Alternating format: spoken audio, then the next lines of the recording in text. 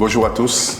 Encore une fois, très heureux de vous retrouver sur Bethel Online, le message.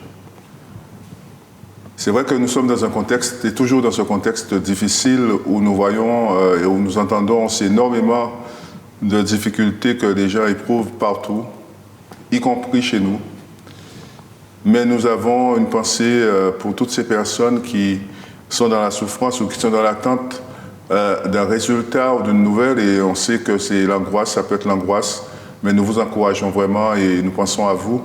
Et sachez que nous prions également pour vous. En ce moment, nous allons faire une lecture, on va commencer par faire une lecture dans la Bible, bien sûr, et il est question de l'histoire, en tout cas d'une partie de l'histoire d'un fils qu'on appelle le fils prodigue. Alors, il se mit à réfléchir sur lui-même et se dit « Tous les ouvriers de mon père peuvent manger autant qu'ils veulent, alors que moi, je suis ici à mourir de faim. Je vais me mettre en route et j'irai trouver mon père et je lui dirai « Mon père, j'ai péché contre toi et contre Dieu. Je ne mérite pas d'être considéré comme ton fils. Accepte-moi comme l'un de tes ouvriers. » Il se mit donc en route pour se rendre chez son père. Comme il se trouvait encore à une bonne distance de la maison, son père l'aperçut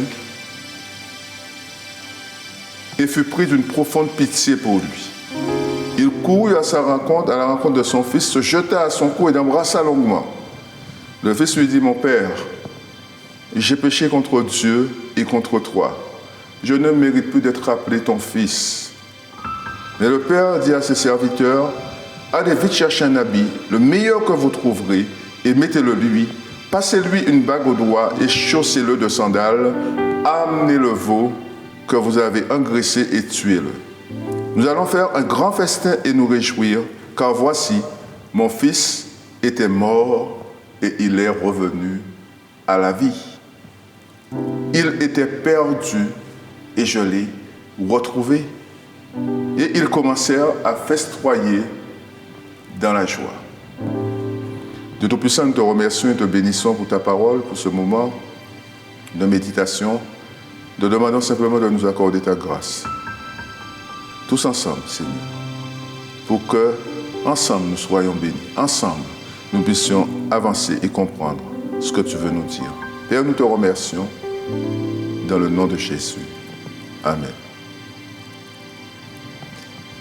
Jésus qui raconte cette histoire à ses disciples, qu'on appelle l'histoire du fils prodigue, et il est en train d'enseigner ses disciples sur la joie qu'on peut éprouver quand on a retrouvé ce que l'on a perdu. Avant, il parlait d'un berger qui avait perdu une brebis et qui a été à la rencontre de cette brebis, qui a été à la recherche de cette brebis, qu'il a retrouvée, et il a invité tous ses amis à faire la fête parce que retrouver une brebis perdue, c'est un vrai sujet de joie.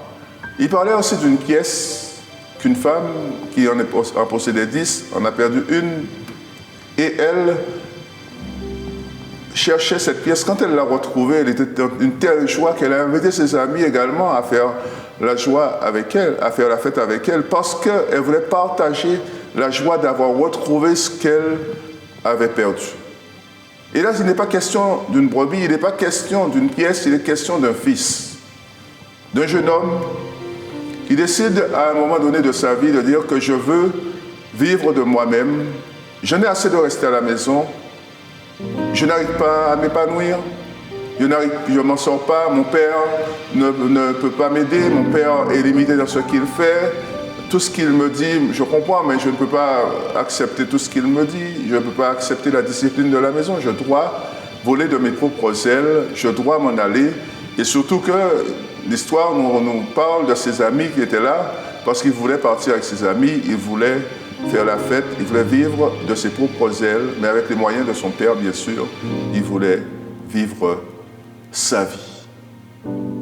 Alors quand on se met à la place du père, il avait 2 fils, il y en a un qui s'en va, un autre qui reste, mais c'est un déchirement. C'est une souffrance énorme que cet homme va éprouver, va ressentir quand son fils va s'éloigner de lui. Alors la parole, la Bible ne nous dit pas combien de temps que le fils est resté loin de son père. Mais on peut imaginer que ça a duré quand même quelque temps, puisque à un moment, il s'est retrouvé dans une situation difficile. Il y avait la famine dans le pays là où il était, et il a commencé à travailler, à garder des cochons. Il n'avait pas le droit et le pouvoir de manger ce que mangeaient les cochons. Donc, la Bible dit qu'il est rentré en lui-même. Il a dit, j'irai vers mon Père. C'est ce que nous venons de lire tout à l'heure. Il est rentré en lui-même. Il a dit, j'irai vers mon Père et je lui dirai, j'ai commis une erreur. Je lui dirai que, papa, je me suis trompé. J'ai pensé que c'est toi qui m'empêchais de vivre, mais je me rends compte que je me suis trompé. Et je viens vers toi parce que j'ai souffert loin de toi, mais je sais qu'avec toi, tu vas m'accepter. Papa, je me suis trompé, je suis parti avec des amis et je t'ai méprisé. Parce que quand j'ai claqué la porte pour partir, je suis parti sans penser qu'un jour, je reviendrai. Parce que j'avais tourné le dos à tout ce que tu me disais. J'avais tourné le dos à toute ton éducation. J'avais tourné le dos à toi et au reste de la famille. Mais je rentrais en lui-même, la Bible dit qu'il s'est fait toutes sortes de réflexions. Il a dit, papa, j'ai péché contre toi, mais j'ai aussi péché contre Dieu. Alors je viens. Ne me considère plus comme ton fils, mais considère-moi comme un ouvrier. Parce que par rapport à ce que j'ai fait, par rapport à ce que je t'ai infligé, je ne peux plus être considéré comme ton fils. Un fils ne fait pas ça à son père. Un fils honore son père. C'est la Bible qui nous dit qu'un fils honore son père. Il s'est éloigné un temps. Il se dit, quand les choses sont compliquées, difficiles, je vais revenir à la maison. Il a peut-être pris du temps pour réfléchir. Il a peut-être même pris du temps pour prendre la décision. Mais quand il a pris la décision, il a été ferme dans ce qu'il voulait faire. Il s'est levé et il est parti vers son père. Et quand on regarde le comportement du père, quand on regarde quelle est l'attitude de cet homme qui a perdu un fils, on se dit que c'est extraordinaire quand même. Il n'a jamais perdu espoir qu'un jour, ce fils reviendrait à la maison. Alors il était là à l'attendre. Et ce jour, le jour du retour de son fils, il est en train de regarder au loin. Et on peut imaginer qu'il le faisait chaque jour pour voir si le fils ne revenait pas. Et il voit arriver une silhouette. Et dans cette silhouette, il reconnaît son fils. Il court à sa rencontre, le prend dans ses bras, l'accueille, n'écoute même pas tout ce qu'il a à lui dire, l'accueille dans ses bras et va dire, préparons la fête parce que mon fils est revenu à la maison. Mais avant qu'il prépare la fête, on peut imaginer la souffrance que cet homme a subie. Et on peut imaginer également la souffrance que beaucoup de familles aujourd'hui subissent. Parce qu'un enfant a quitté la maison et est parti. Parce que cet enfant-là pensait qu'il était étouffé par ses parents. Il était étouffé. Ce sont des parents qui ne l'aimaient pas, des parents qui ne pouvaient pas accepter qu'il vive sa vie, alors que c'était des parents qui voulaient le conseiller, voulaient le mettre sur une bonne voie. Combien de familles souffrent comme ce père a souffert lorsque son fils est venu un jour lui dire, papa, je m'en vais. Alors si tu veux me donner les moyens pour que je vive, donne-les-moi, mais je pars, je quitte la maison. Et cet homme n'attendait que le retour de son fils chez lui. Il a gardé cet espoir dans son cœur qu'un jour son fils reviendrait. Et je pense que c'est l'attitude de beaucoup de pères et beaucoup de parents même aujourd'hui, qui attendent le retour des enfants à la maison, qui attendent le retour d'un de leurs enfants à la maison.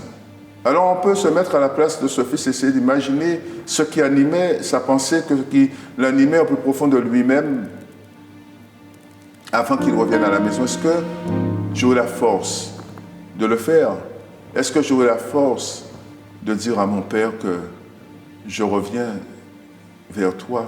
Est-ce que j'aurai cette force-là d'aller jusqu'au bout de ce que j'ai envie de faire? Et on peut penser que ce n'était pas forcément simple. On peut penser que ce n'était pas forcément facile d'avouer qu'on a eu tort, d'avouer qu'on a fait du mal, d'avouer qu'aujourd'hui on revient, mais avec d'autres dispositions de cœur. C'est pas facile. Lui, il a eu le courage de se lever et de revenir à la maison, de revenir chez son père, où il a rencontré son frère. Son frère lui en voulait, mais il est quand même revenu à la maison. Et combien d'enfants, de jeunes ou de moins jeunes aujourd'hui, qui ne reviennent pas à la maison parce que il y a l'orgueil, bien sûr. Ce n'est pas l'envie qui manque, mais il y a la honte. Qui ont envie de revenir à la maison après avoir claqué la porte en partant. Mais c'est difficile. Ce n'est pas chose simple de dire que je vais revenir à la maison. Comment allons-nous gérer cette situation-là? Et je peux m'adresser à un jeune peut-être qui entend ce message aujourd'hui et qui se dit que moi aussi j'étais dans ce cas-là. Moi aussi j'ai été jeune, moi aussi j'ai eu des différends avec mon père, moi aussi je me suis opposé à lui, parce que quand on grandit, on essaie de se positionner par rapport aux parents, parce qu'on pense qu'on sait tout quand on est jeune, on pense qu'on est fort, on est intelligent, donc on est capable de se débrouiller seul, mais on ne sait pas, on ne connaît pas la vie, et on n'a pas l'expérience de nos parents. Alors je peux peut-être m'adresser à un jeune à travers ce message qui se dit que moi aussi j'ai envie de revenir à la maison, mais je ne sais pas comment mes parents vont m'accueillir. Moi aussi j'ai envie de revenir à la maison, mais est-ce que j'aurai la force de leur dire tout ce que j'ai envie de leur dire? Peut-être que tu n'auras même pas besoin de dire tout cela. Peut-être que tu n'auras même pas besoin de parler en ces termes-là, de tout ce que tu as déjà réfléchi, tout ce que tu as déjà pensé à dire. Parce que le plus souvent, les parents attendent le retour de leurs enfants à la maison. Et c'est important pour un parent d'avoir ses enfants autour de lui. Le plus souvent, les parents attendent et souffrent de l'éloignement d'un enfant. Parfois, nous ne nous rendons pas compte de ce que nous infligeons à nos parents et nous avons une idée, une pensée, mais nous ne comprenons pas, mais nous ne pouvons pas non plus comprendre le soulagement qu'ont les parents à voir revenir à la maison un enfant. C'est à la mesure de la souffrance qu'ils éprouvent, la joie et le soulagement quand on revient à la maison. Alors, jeune homme, jeune fille, je ne sais pas, toi qui entends ce message, et le courage de te lever, et le courage de dire que ce que j'ai résolu de faire, je vais le faire maintenant. Je vais rentrer à la maison, et si tu n'as pas la force et le courage de le faire tout seul, j'ai une proposition à te faire. C'est prie le Dieu qui a créé la famille, le Dieu qui est capable de comprendre ce que tu éprouves au plus profond de ton cœur, le Dieu qui nous a laissé cette parole qui nous sert d'exemple aujourd'hui. Parce que l'amour est encore là. L'amour, c'est quelque chose qui ne meurt pas. Et l'amour dont on a besoin. On a besoin de l'amour de nos parents, on a besoin de l'amour de nos enfants pour continuer à nous construire, à nous bâtir. On a besoin de cela.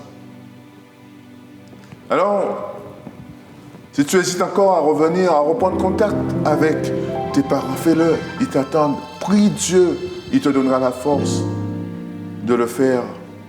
C'est le moment, c'est le bon moment, c'est le meilleur moment. Quand tu entends ce genre de message, c'est le bon moment parce que tu es interpellé au plus profond de ton cœur. Et Dieu veut que tu reviennes à la maison. Et c'est là où je fais la transition avec certains d'entre nous, certains chrétiens qui ont abandonné aussi la main de ce Dieu vivant, qui ont abandonné les réunions d'église. Je ne sais pas, pour quelle que soit la raison, qui ont rejeté Dieu dans sa bonté, dans son amour. Mais Dieu, à l'image de ce Père, attend ton retour à la maison. Il est sur le seuil de la maison. Il n'attend pas que tu entres. Il est sur le seuil de la maison à t'attendre. L'amour, c'est quelque chose qu'on ne peut pas expliquer, on ne peut pas définir l'amour de manière exhaustive, non. Mais l'amour de Dieu est un amour puissant. L'amour d'un père pour son enfant est un amour puissant. Parfois, on se trompe tellement. On se dit que mes amis m'aiment plus que mes parents. On se trompe tellement, on se dit que mes amis m'aiment plus que mes parents parce que mes amis me disent ce que j'ai envie d'entendre. Mais l'amour, ce n'est pas cela. L'amour, c'est être capable de dire la vérité et sans blesser. L'amour, c'est être capable de corriger quand il le faut. Mais l'amour, c'est aussi être capable de dire je t'aime. L'amour, c'est être capable de féliciter quand on doit féliciter également. C'est ça l'amour. Et cet homme, ce père, nous a fait une démonstration de cet amour qui est décrit dans 1 Corinthiens chapitre 13. 1 Corinthiens chapitre 13 nous dit que l'amour est patient. Et cet homme avait la patience que donne l'amour pour attendre le retour de son fils à la maison. Et quand le fils, il a vu revenir ce fils à la maison, il a sauté de joie. Il a préparé la grande fête. Il ne lui a fait aucun reproche, mais juste l'accueillir, juste le prendre dans ses bras et juste faire la fête avec lui. C'est ça, cet amour qui va au-delà des faits, cet amour qui va au-delà de ce que nous pensons, de ce que nous pouvons imaginer. C'est ça, le miracle de l'amour. Et le miracle de l'amour est possible pour toi, dans ta famille, mais dans la famille de Dieu également. Le miracle de l'amour n'est pas seulement pour quelqu'un, pour un homme, mais c'est aussi pour toi. Alors n'hésite pas, va vers la réconciliation, parce qu'il y a de la joie quand on revient à la maison. Il y a de grandes joies quand on revient à la maison. C'est tellement important. Il y a d'autres exemples dans la Bible où on voit des familles qui ont été séparées, qui ont été divisées un temps, et quand ils se retrouvent, c'est la joie. On peut prendre l'exemple de Joseph quand il a été séparé de ses frères, de son père. Mais quand ils se sont retrouvés en Égypte, c'était la joie. C'était le miracle de l'amour. Le miracle de l'amour est possible aussi pour toi. Alors, est-ce que tu veux vivre ce miracle de l'amour? C'est la bonne question. Il y a toujours une question. La parole de Dieu questionne toujours. Et quand la parole de Dieu questionne, il faut apporter une réponse. Alors, y a-t-il de l'amertume dans ton cœur? Y a-t-il de l'orgueil dans ce cœur? Dieu est capable de te permettre de surpasser tout cela pour vivre le miracle de l'amour. Ce jeune homme est parti, a quitté sa maison, a quitté son père, a quitté son frère. Il a vécu le miracle de l'amour quand il est revenu. À toi qui peut-être est parti, tu as claqué la porte. Le miracle de l'amour est possible pour toi. Il n'y a qu'une chose que tu dois faire, accepter que Dieu te conduise à vivre ce miracle de l'amour. Alors je ne peux que t'encourager à prendre la bonne décision. Dire je reviens, parce que j'ai blessé, mais je reviens. Et si c'est dans la famille, c'est possible. Si c'est dans l'église, c'est possible également. Que Dieu te bénisse. Prends la bonne décision. C'est auprès de Dieu que je veux me tenir. Il est mon Seigneur, mon roi. C'est auprès de Dieu que je peux ressentir tout l'amour qu'il a pour moi. C'est auprès de Dieu que je voudrais grandir, entendre le son de sa voix. Je viens devant le trône, par la grâce je me tiens. En ta présence, je lève les yeux vers les yeux saints pour contempler ta face. Je veux rester près de toi. Je viens devant le trône, par ta grâce je me tiens. En ta présence, je lève les yeux vers les lieux saints pour contempler ta face. Je veux rester près de toi. C'est auprès de Dieu que je veux me tenir. Il est mon Seigneur, mon roi. C'est auprès de Dieu que je peux ressentir tout l'amour qu'il a pour moi. C'est auprès de Dieu que je voudrais grandir, entendre le son de sa voix.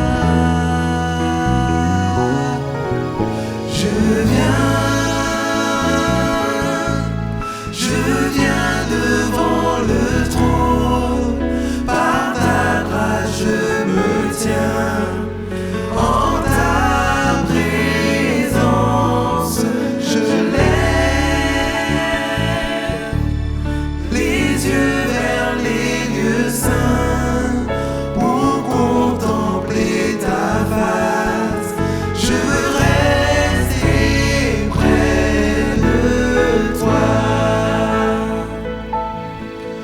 Je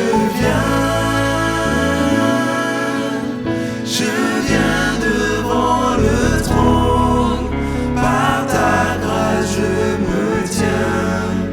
En ta présence, je lève les yeux vers les lieux saints pour contempler ta face. Je veux rester près de toi. Je viens devant le trône, par ta grâce je me tiens. En ta présence, je lève les yeux vers les lieux saints pour contempler ta face. Je veux rester près de toi. Je veux rester près de toi. Je veux rester près de toi.